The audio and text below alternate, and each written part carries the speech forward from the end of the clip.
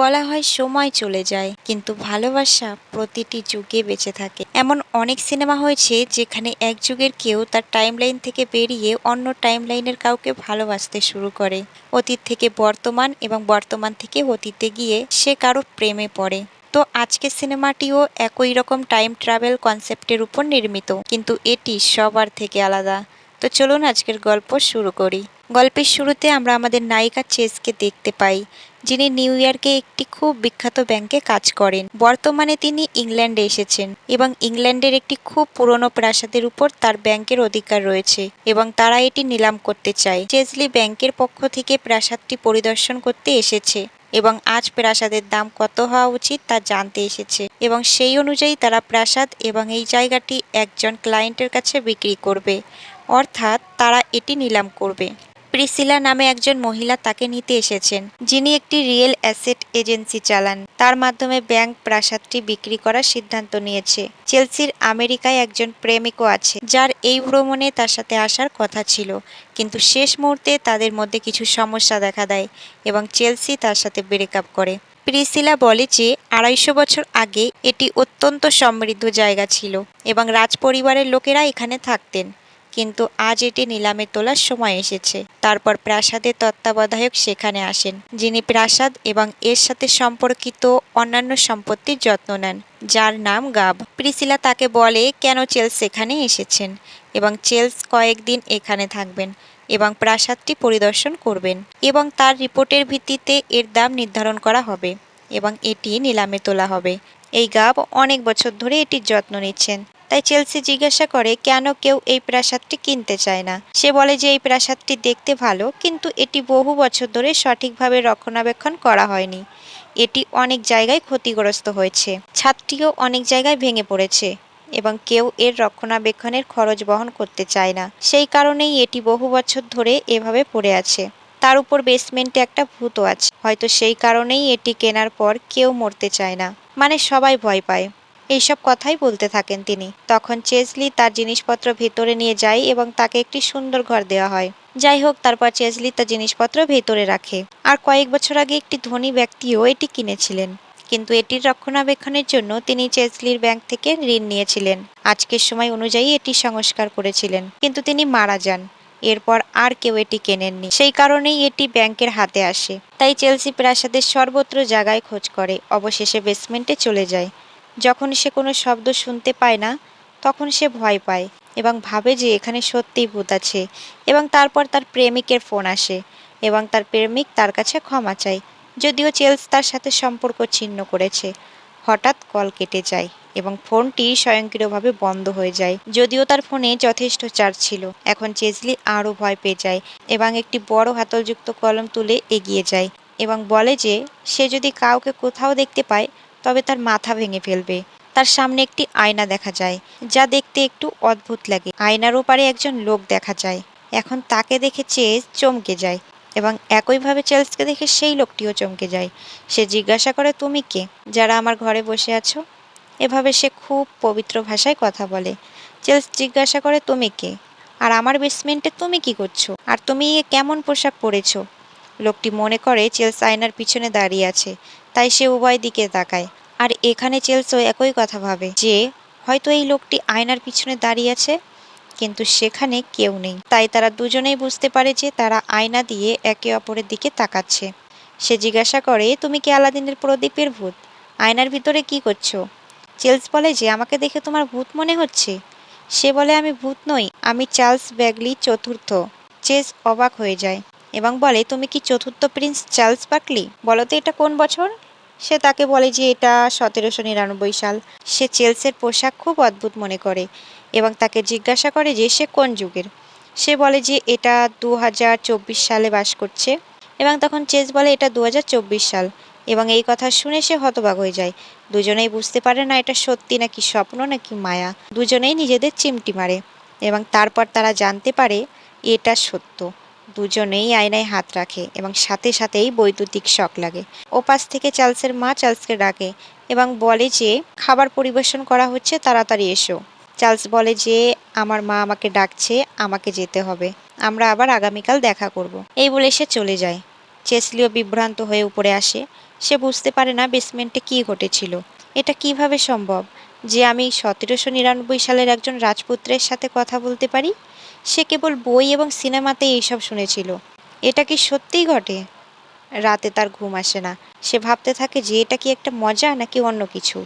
পরের দিন সে আবার বেসমেন্টে যায় এবং আয়নার দিকে তাকায়।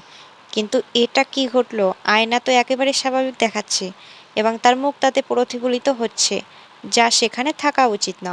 সে চার্লসের নাম ধরে ডাকতে শুরু করে, তুমি কোথায় চার্লস? কিন্তু চার্লস আসে না। তারপর সে প্রাসাদের কাছে একটি আউট হাউসে যায় এবং সেখানে গাব থাকে। তখন চেস গাবকে জিজ্ঞাসা করে, তুমি কি সত্যিই বেসমেন্টে ভূত দেখেছো? সে বলে, আমি সরাসরি দেখিনি, কিন্তু প্রতি পূর্ণিমায় বেসমেন্ট থেকে কিছু না কিছু শব্দ আসতেই থাকে। আমি নিজে শুনেছি। শুধু তাই নয় বন্ধুরা, এখন আমি আপনাদের বলবো এই লোকটি বিজ্ঞান কল্পকাহিনী এবং সময় ভ্রমণ সম্পর্কে পড়তে খুব আগ্রহী। তাই চেস তার কাছ থেকে একটি সময় ভ্রমণ বই নিয়ে আসে রাজপ্রাসাদে। পরের দিন প্রিসিলা এবং চেস এই প্রাসাদের আশেপাশের 5টি সম্পত্তি দেখতে যায়, যা প্রাসাদের অন্তর্গত। তাই পথে চেসলি এই প্রাসাদ এবং রাজাদের ইতিহাস সম্পর্কে জিজ্ঞাসা করে।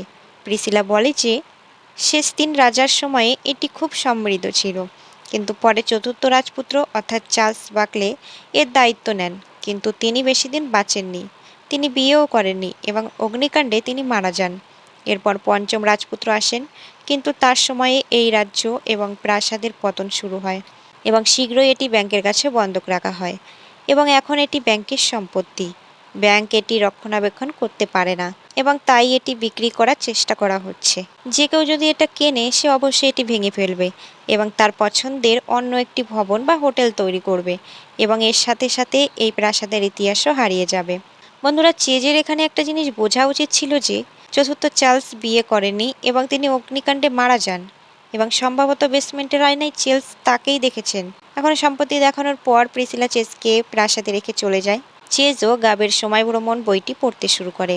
যখন তার কিছু সন্দেহ হয় তখন সে সরাসরি সেই বইয়ের লেখককে ফোন করে জিজ্ঞাসা করে যে এই সময় ভ্রমণ সত্যিই সম্ভব কিনা।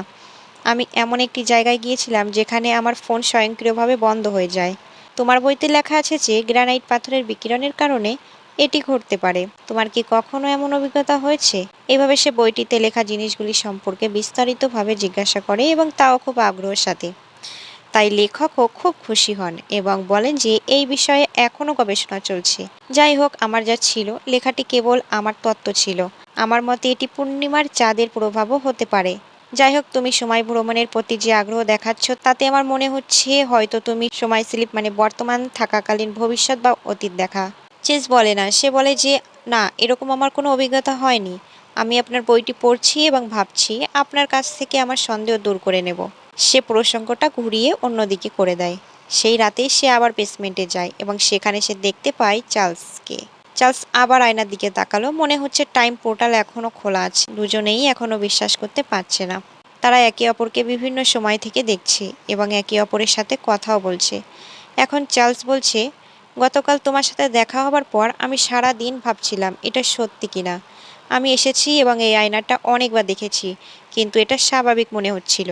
আমার মনে হয় এটা শুধু রাতেই বদলায় এবং আমি তোমাকে দেখতে পাচ্ছি। তাই এখন চেসলি নিজের সম্পর্কে বলে। সে বলে, আমি আমেরিকা থেকে এসেছি এবং সম্প্রতি ইংল্যান্ডে এসেছি।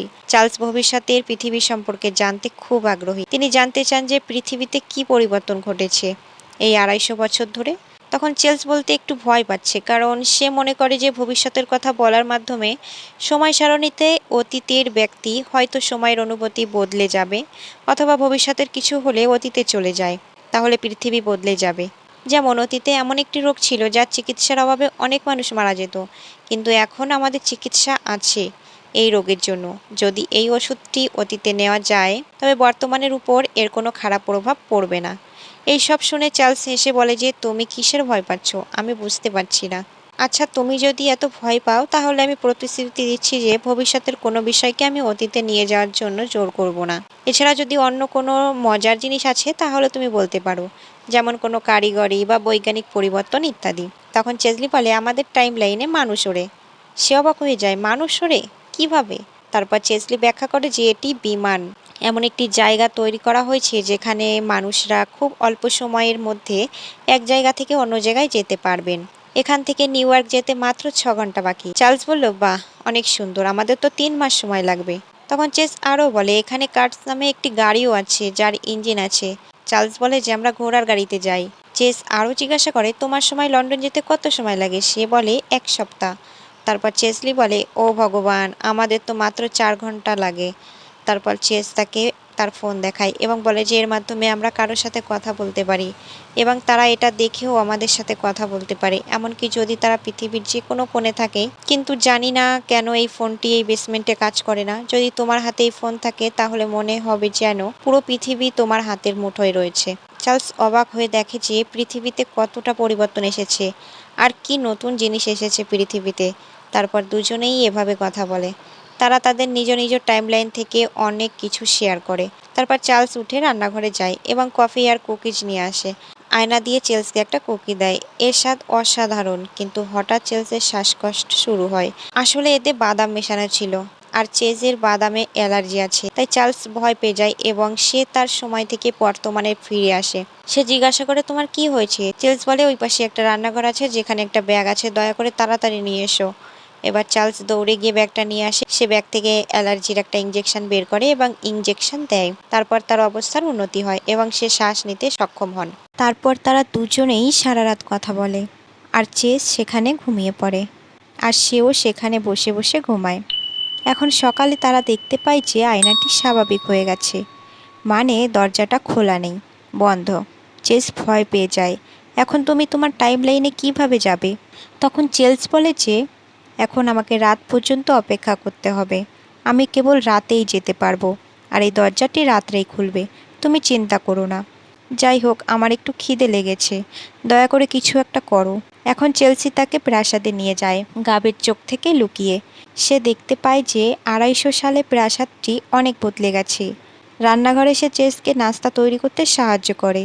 সে জিজ্ঞাসা করে যে এখানে নির্মিত নতুন বাথরুমটি খুব সুন্দর, অসাধারণ এবং টয়লেটটি খুবই আকর্ষণীয়। যাই হোক, ফ্ল্যাশ করার পর ওই সব বর্জ্য পদার্থ কোথায় যায় এবং কিভাবে পানি স্বয়ংক্রিয়ভাবে ভেতরে আসে? এইভাবে সে টয়লেট সম্পর্কে অনেক প্রশ্ন করে। তখন চেস বলে যে একবার এটি ফ্ল্যাশ হয়ে গেলে এটি হয়ে যায়। এটা নিয়ে এত প্রশ্ন করো না বন্ধু, না হলে আমি খাবার খেতে পারবো না। যাই হোক, তোমার মা নিশ্চয়ই তোমাকে খুঁজছেন। তখন চার্লস বলে যে আমার বাবা কয়েক বছর আগে মারা গেছেন, এরপর রাজ্যের দায়িত্ব আমার উপরে এসে পড়ে, কিন্তু আমি এসবে আগ্রহী নই। কিন্তু রাজপুত্র হওয়ায় আমাকে সিংহাসনে বসতে বাধ্য করা হচ্ছে। আয়নাওয়ালা সেই ঘরটিই আমার গোপন ঘর। কেবল মা জানেন যে আমি সেখানে যাই। যখন আমি ঘর থেকে বের হই না তখন তিনি আমাকে বিরক্ত করেন না এবং আমার যত্ন নেন। আমার দায়িত্ব, তাই চিন্তার কোনো কিছুই নেই। তারপর গ্যাব বাইরে থেকে চার্লসকে দেখতে পায় এবং তার অদ্ভুত পোশাক ইত্যাদি সে দেখে সন্দেহ করে যে সে কে। তখন চেস তাকে চার্লসের দিকে তাকিয়ে থাকতে দেখে এবং সে তৎক্ষণাৎ চার্লসকে ঘরের ভেতরে ঢুকতে বলে এবং সে তৎক্ষণাৎ চার্লস ভেতরে ঢুকে বলে যে সে বর্তমানে প্রাসাদের তত্ত্বাবধায়ক। চেলসি বেরিয়ে যায়। তারপর গ্যাব জিজ্ঞাসা করে যে ভেতরে ওই লোকটা কে? বলো, তুমি কি তাকে এনেছো? চেলসি বলে যে কোন লোকটা? তুমি কার কথা বলছো? আমি কাউকে দেখিনি। এইভাবে সে বিষয়টি এড়িয়ে যায়। কিন্তু গ্যাবের সন্দেহ পরিষ্কার হয়ে যায়। সে ভেতরে গিয়ে দেখে কিন্তু চার্লস ততক্ষণে লুকিয়ে থাকে। তারপর চেস ফিরে আসে এবং তার কাজ করে। প্রিসিলা ফোন করে জানায় যে প্রাসাদটি কেনার জন্য তার একজন ক্লায়েন্ট আছে। আমরা শীঘ্রই প্রাসাদটি বিক্রি করে দেব। প্রাথমিকভাবে চার্লস যত তাড়াতাড়ি সম্ভব প্রাসাদটি বিক্রি করতে চেয়েছিল, কিন্তু এখন সে দুঃখিত। যদি কেউ প্রাসাদটি কিনে ভেঙে অন্য কিছু তৈরি করে তাহলে সে কখনোই পারবে না চার্লসের সাথে দেখা করতে। আর এই প্রাসাদের কিছু ঘটনার আগে তাকে চার্লসকে নিরাপদে তার কাছে পাঠাতে হবে, তার টাইম লাইনে। সেই রাতেও তারা দুজনেই বেসমেন্টে যায় এবং গিয়ে দেখে আয়নাটি স্বাভাবিক। তার মানে চার্লস আজও তার টাইম লাইনে যেতে পারবে না। চেসলির খুব খারাপ লাগছে যে চার্লসকে এই টাইম লাইনে আসতে হয়েছে তার জীবন বাঁচাতে, আর এখন সে ফিরে যেতে পারছে না। এখন সে বলছে যে আমার জীবন বাঁচানোর জন্য কেন তুমি আয়না থেকে বেরিয়ে এলে? চেলসি চার্লসকে থাকার জন্য একটা ঘর দেয়, সেখানে সে ঘুমায় এবং সে সেখানে অনেক আনন্দের সাথে থাকে। এখন পরের দিন চেলসি তাকে পরার জন্য একটি ট্রাকস্যুট দেয়, কারণ সে 2 দিন ধরে একই পোশাক পরে আছে। ট্রাকস্যুটের ইলাস্টিক দেখে সে অবাক হয়ে যায় এবং এটি টেনে ধরে। সে দেখে যে এটি একটি দুর্দান্ত ধারণা। সে একদিকে তার পোশাক পরিবর্তন করছে, তাই চেলসি তার ল্যাপটপে চার্লস ব্যাকলির খোঁজ করে। তারপর সে জানতে পারে যে সে আগুনে মারা গেছে 1999 24 জুন তারিখে দুর্ঘটনায়। তার মতে চেলসি এখন প্রায় 1 মাস বেঁচে থাকবেন। এরপর এটি খামার প্রাসাদের কাছের একটি বাড়িতে আগুন লেগে যাবে এবং চার্লস মারা যাবে। তখনই চার্লস তার পোশাক পরিবর্তন করে আসে। তাই চেলসি দ্রুত ল্যাপটপটি বন্ধ করে দেয়। সে জিজ্ঞাসা করে যে এটি কি। চেলসি বলে যে আমি তোমাকে যে ফোনটি দেখিয়েছিলাম তা একই রকমের একটি ডিভাইস, আমি এতে আমার কাজ করি। চার্লস বলে যে আমার বাইরে যেতে খুব ইচ্ছে করছে, আমি বাইরের পৃথিবী দেখতে চাই, তুমি কি আসবে? তারপর চার্লস এবং চেস প্রাসাদের কাছে একটি বনে বেড়াতে যায়। চেলসি জিজ্ঞাসা করে আমি একটা কথা বলবো, তোমার টাইমলাইন এবং এই টাইমলাইনে কি পার্থক্য দেখতে পাও? চার্লস বলে যে আমার মনে হয় আমি একটা নতুন পৃথিবীতে এসেছি। 2 দিন আগে আমার টাইমলাইনে আমি এই বনের মধ্য দিয়ে গিয়েছিলাম। সেই সময় এখানে ছোট্ট ছোট্ট গাছপালা, লতাপাতা ইত্যাদি ছিল, কিন্তু এখন এখানে এত বড় বড় গাছ হয়ে গেছে। এটা দেখে আমি খুবই অবাক হই। তারপর চেস তাকে তার পরিবার সম্পর্কে জিজ্ঞাসা করে এবং তার সম্পর্কে অনেক কিছু জানতে পারে। পরবর্তী দৃশ্যে চেস গাবকে জিজ্ঞাসা করে যে 1799 সালে এখানে বসবাসকারী প্রিন্স চার্লস বাকলি সম্পর্কে যদি তুমি কিছু জানো তাহলে আমাকে বলো। আমি শুনেছি যে তিনি অগ্নি দুর্ঘটনায় মারা গিয়েছিলেন। তখন সে বলে যে আমি ইতিহাসের শিক্ষক নই, পেছনে একটি কবরস্থান আছে, হয়তো তার কবর ওখানেই থাকবে, তুমি যাও দেখো গিয়ে। চার্লস তৎক্ষণাৎ সেখানে গিয়ে দেখে চার্লসের কবর ওখানেই, কিন্তু তার মৃত্যু সম্পর্কে তার কোনো বিস্তারিত তথ্য নেই। সেই রাতে বন্ধুরা চেলসি একটা বই পড়েছে। তারপর চার্লস এসে বলে যে আমি আবার বেসমেন্টে গিয়েছিলাম, কিন্তু মিরর পোর্টাল এখনও খোলা হয়নি। এখন এই সম্পর্কে আরও তথ্য পেতে সে সেই টাইম ট্রাভেল বইয়ের লেখকের কাছে দেখা করতে যায়। প্রথমে চার্লস টাইম টেবিল সম্পর্কে সাধারণ প্রশ্ন জিজ্ঞাসা করত, কিন্তু শেষ পর্যন্ত সে জানতে পারে যে টাইম টেবিল সহ পোর্টালটি আসলে কেবল পূর্ণিমার সময় খুলবে। এদিকে প্রিসিলা একজন ক্লায়েন্টের সাথে আসে যে এই প্রাসাদটি কিনতে আগ্রহী। তাদের দেখে চার্লস গোপনে পিছনের দরজা দিয়ে বেরিয়ে আসে এবং গ্যাবের সাথে ধাক্কা খায় এবং সাথে সাথে সে চিনতে পারে যে আরে তুমি তো সেদিন চার্লসের সাথে রান্নাঘরে ছিলে, তাই না? তারপর সে বলে যে ভেতরে কোনো পুরুষ ছিল না, তুমি ভেতরে কিভাবে এলে আর কেন এভাবে চুপি চুপি বেরিয়ে এসেছিলে বলো। তাই চার্লস তাকে সেই মহিলা এবং পুরুষকে দেখে চুপি চুপি বেরিয়ে আসা সত্যটা বলে দেয়। তো গ্যাব বলে যে ও, আমার অতিথি ঠিকই বলেছে, তুমি চেলসির বয়ফ্রেন্ড এবং সে তার বসকে না জানিয়েই তোমাকে এখানে এনেছে, এবং যদি তার বস জানতে পারে তাহলে সে হয়তো তাকে চাকরি থেকে বের করে দেবে, তাই সে তোমাকে ভেতরে লুকিয়ে রেখেছে, তাই তো? ঠিক আছে ঠিক আছে, ভয় পেও না, আমি কাউকে বলবো না। ওই দুজন চলে না যাওয়া পর্যন্ত তুমি আমার ঘরে থাকো। এই বলে সে চার্লসকে তার আউট হাউসে নিয়ে যায়। সেখানে চার্লস তাকে গেম ইত্যাদি খেলতে দেখে খুব অবাক হয়। এসব কি, এটা দেখতে জাদুর মতো। চার্লসও খুব ক্ষুধার্ত, তাই গ্যাব তাকে বাইরে নিয়ে যায় এবং প্রথমবার গাড়িটি দেখে সে খুব খুশি হয়। সে উত্তেজিত হয়ে ওঠে। তারপর তার মনে পড়ে চেলসির কথা, যে এতে ইঞ্জিন নামে একটি জিনিসও আছে এবং এটি চালাতে ঘোড়ার প্রয়োজন হয় না। তার আচরণ দেখে গ্যাব বলে তুমি কেন গাড়িটিকে এমনভাবে দেখছো, যেন তুমি প্রথমবার দেখছো? তুমি কি নিউ ইয়র্ক থেকে এসেছো নাকি অন্য কোথাও থেকে? তুমি কি সেখানে কখনো গাড়ি দেখেছো? তারপর সে চার্লসকে শহরের ভেতরে নিয়ে যায় এবং তার জন্য বার্গার কিনে দেয় এবং চার্লস আসা যাওয়া গাড়িগুলোর দিকে তাকাতে থাকে। সে একটা বার্গার কিনতে যায় এবং খাওয়ার পর চার্লস বলে এই জিনিসটার নাম কি বন্ধু? এটা খুবই সুস্বাদু এবং তাছাড়া তোমাকে এটা খেতে বসে যেতে হবে না এবং প্লেটেও রাখতে হবে না, এটা খুবই দারুণ, তুমি হাঁটতে হাঁটতেও এটা খেতে পারো। তখন গ্যাবের মধ্যে আরও সন্দেহ জাগে যে সে কোন যুগ থেকে এসেছে। সে এমনভাবে কথা বলছে যেন সে জানেই না সে কোন যুগের। এদিকে চার্লস প্রাসাদে ফিরে আসে। তারপর ক্লায়েন্ট বলে যে আমার একজন স্থপতি এসে এই প্রাসাদটি পরিদর্শন করবে, তখনই সিদ্ধান্ত নিতে পারবে যে এটি কিনবো কি কিনবো না। প্রিসিলা এবং ক্লায়েন্ট চলে যাওয়ার পর চার্লস এবং গ্যাব আসে। চার্লস জিজ্ঞাসা করে যে গ্যাব তোমাকে কিভাবে দেখেছিল। চার্লস তখন সব কিছু বলে। তারপর চার্লস বলে যে আমি খুব ভয় পাচ্ছি চার্লস, আমি শুধু তোমাকে তোমার টাইমলাইনে নিরাপদে নিয়ে যেতে চাই। এখানে তোমার থাকার ফলে এই টাইমলাইনে কোনো অদ্ভুত পরিবর্তন হওয়া উচিত নয়, যার কারণে তুমি এবং পৃথিবী অন্য কোনো সমস্যার সম্মুখীন হতে পারো। এই একমাত্র জিনিস যা আমি নিয়ে ভীত। যাই হোক, আমি একজন বিশেষজ্ঞের কাছ থেকে সময় ভ্রমণ সম্পর্কে জিজ্ঞাসা করেছিলাম এবং আমি জেনেছি যে পোর্টালটি কেবল পূর্ণিমায় খুলবে, অর্থাৎ আমাদের আরও 25 দিন অপেক্ষা করতে হবে। চার্লস বলেছেন যে তিনি মহিলা এবং প্রাসাদটি দেখতে আসা পুরুষের মধ্যে কথোপকথন শুনেছিলেন। তারা বলেছিলেন যে তারা যত তাড়াতাড়ি সম্ভব এটি কিনে নেবেন এবং এই প্রাসাদটি ভেঙে ফেলার পরে তারা আবার এখানে আরেকটা বাড়ি তৈরি করতে চলেছেন। আমরা কি এটি বন্ধ করতে পারি না? চেলসলি বলেন যে আমি আপনাকে ইতিমধ্যেই বলেছি কেন আমি এখানে এসেছি। একবার এই প্রাসাদটি বিক্রি হয়ে গেলে ক্রেতা এখানে যা ইচ্ছা তাই তৈরি করতে পারে। আমরা তাকে থামাতে পারি না এবং আমার কাছে এত বড় প্রাসাদ কেনার মতো নগদ অর্থ নেই। অন্যথায় আমি নিজেই এইটা কিনে ফেলতাম এবং এটার রক্ষণাবেক্ষণ করতাম। এখন পরের দিন উভয় বন্ধু প্রত্নতাত্ত্বিক বিভাগে গিয়ে জানায় যে একটি প্রাচীন প্রাসাদ রয়েছে যা এখন ব্যাংকের দখলে। তারা এটি একটি ব্যক্তিগত ক্লায়েন্টের কাছে বিক্রি করতে চায়। সরকার কি এটিকে তার নিয়ন্ত্রণে নিতে পারে না এবং এটিকে ঐতিহ্যবাহী স্থানের মতো নিরাপদ রাখতে পারে না? সেখানকার কর্মীরা সেই প্রাসাদের ইতিহাস পরীক্ষা করে বলেন যে আমরা ইতিমধ্যেই এমন প্রাচীন প্রাসাদ এবং ঐতিহ্যবাহী স্থানের একটি তালিকা প্রস্তুত করেছি। আর আপনি যে প্রাসাদের কথা বলছেন তা মাত্র 250 বছরের পুরনো। আমেরিকায় এমন স্থান বিরল, কিন্তু ইংল্যান্ডে এর চেয়ে অনেক পুরনো স্থান রয়েছে। তাই আমরা এটিকে ঐতিহ্যবাহী স্থান হিসেবে বিবেচনা করি না। এই কথা শোনার পর চার্লস খুব দুঃখিত হন, কারণ এই প্রাসাদটি তার পরিবারের ইতিহাস। এটি তার পরিচয়, যা এখন ধ্বংসের দ্বারপ্রান্তে। তাই চেস তাকে সান্ত্বনা দেন যে যদি আমার কাছে এটি কেনার জন্য এত টাকা থাকতো তাহলে আমি অবশ্যই আপনার জন্য এই প্রাসাদটি কিনে ফেলতাম। এই কথা শুনে সে তার সময়ের মতো তার হাতে চুমু খায় এবং তার সম্পর্কে এত চিন্তা করার জন্য ধন্যবাদ জানায়। চেজও এটা একটু অদ্ভুত বলে মনে করে, কিন্তু মনে হচ্ছে বন্ধুরা তাদের মধ্যে ঘনিষ্ঠতা বাড়ছে। তারপর তারা প্রাসাদের সাথে সম্পর্কিত একটি সম্পত্তিতে যায়। আসলে এখানে অগ্নি দুর্ঘটনা ঘটেছিল যেখানে চার্লস মারা গিয়েছিলেন। সেখানে লেখা আছে যে কোনো বছর এখানে আগুন লেগেছিল এবং কিভাবে চার্লস এতে পুড়ে মারা গিয়েছিল।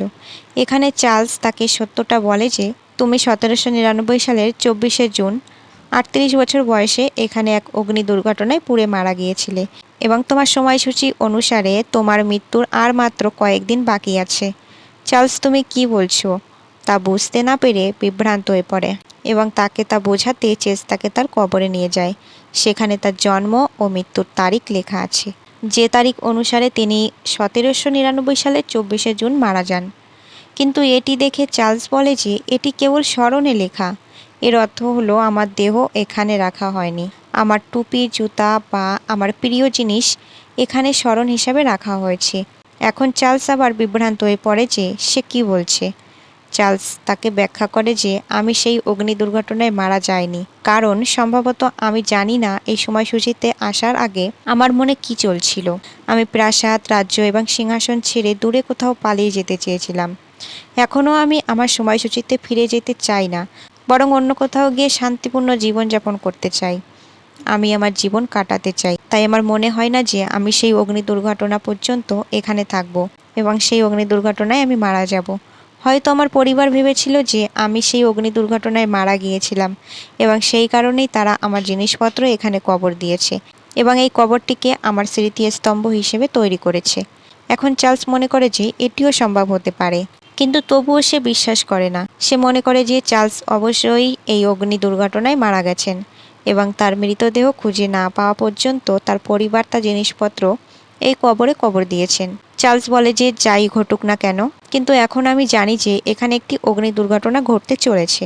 আমি আমার টাইমলাইনে যেতে পারি এবং এখানে কাজ করা লোকেদের বাঁচাতে পারি। কিন্তু চেলসলি চায় না যে এই ঘটনাটি ঘটুক, কারণ সে ভয় পায় যে অতীতে যদি এমন পরিবর্তন ঘটে তাহলে ভবিষ্যতে এর খারাপ প্রভাব পড়তে পারে। চার্লস বলে যে তুমি চিন্তা করো না, সেই দুর্ঘটনা অবশ্যই আজ ঘটবে এবং আমি ঠিক এতে পোড়া মানুষকে মৃত্যুর হাত থেকে বাঁচাবো। এই জন্যই ইতিহাসে কিছুই বদলাবে না। এখন পরের দিন প্রিসিলা চেলসলিকে বলে যে ক্লায়েন্ট এই প্রাসাদটি কিনতে রাজি হয়েছে, কিন্তু কাগজপত্র ইত্যাদি প্রস্তুত করতে কিছুটা সময় লাগবে। চার্লস প্রার্থনা করতে থাকে যে কোনোভাবে তার আগে পোর্টালটি খুলে যাক এবং চার্লস তার টাইমলাইনে পৌঁছাক। এদিকে চার্লস বিভিন্ন জায়গায় ঘুরে বেড়ায়।